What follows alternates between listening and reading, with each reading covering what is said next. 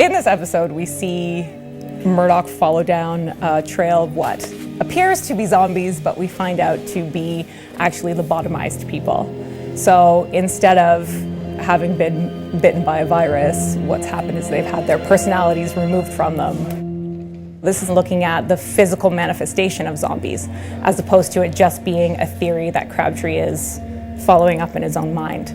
So because of that, we were sort of able to play with the whole zombies and the zeitgeist and what would that mean in Murdoch's world of 1901. And that's how we sort of came along to the lobotomy aspect of it. Lobotomies, the way that we're presenting them, didn't really start happening until about the 1950s. There was some psychosurgery going on before our time period, but we are sort of taking the license that something like this could have happened at this time, and so we're kind of going with it. We don't know a lot about the brain and how it can be affected, but we know it's very fragile, and we know that simple injury or infection could possibly change one's personality, and so I started to go down that road, and eventually with Dr. Grace's help we piece it together with Murdoch. Oh, that's nice, guys. It was a great experience directing Murdoch of the Living Dead. I was really excited when I got the script because, you know, you can go a little outside the bounds of what you normally do, which we already do on Murdoch, but to sort of be able to go that little bit further with that episode was a lot of fun, and everything went really well.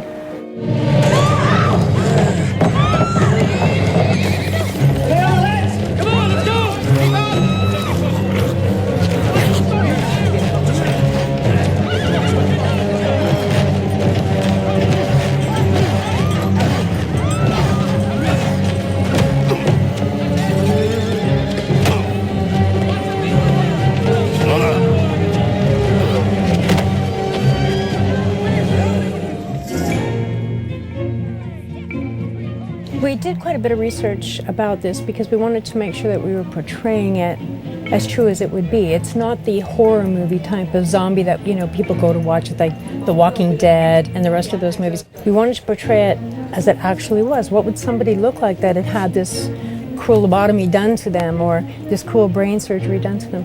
And it's just sort of how the body stops functioning normal. So things that we take for granted with our facial structure, with our mouths, with our eyes, stop happening for a lot of these people.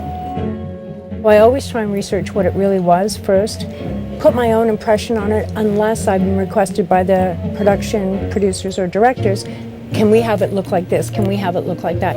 At that point, then I will go and do the research for that particular production. But I try and make it my own whenever I can.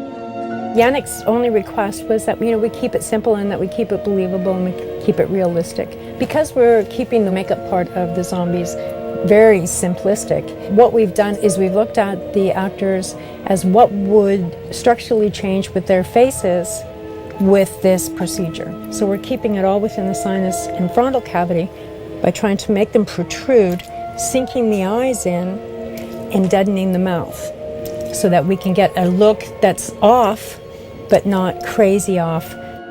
It had to be rooted in some form of reality, and so these being people that had had their minds messed with physically would possibly all have a common thread in the way that they look. Maybe gaunt, most of them with no hair, so we could put scars on them to show what had happened to them. But then that gives you, at a quick glance, the zombie look. Do you know what this means, sir? Yes, Crabtree, I know. Yes, we're under attack.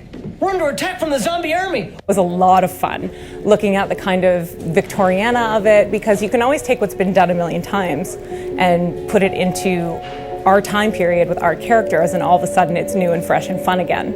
And of course, any time that Crabtree goes off on a wild theory, it's always a blast to write.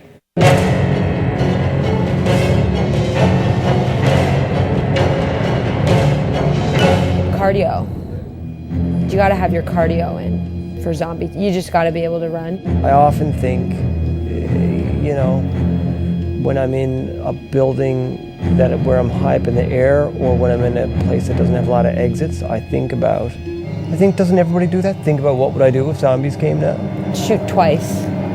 Even if you've got them once, shoot again. You always should have a little like route in your head mapped out of how to get out of where you are and how to get a shotgun or at least a baseball bat.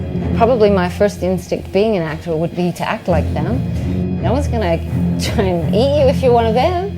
I'd stagger around, drool, and try to eat people and get the hell out of there. Gotta be vigilant when it comes to zombies.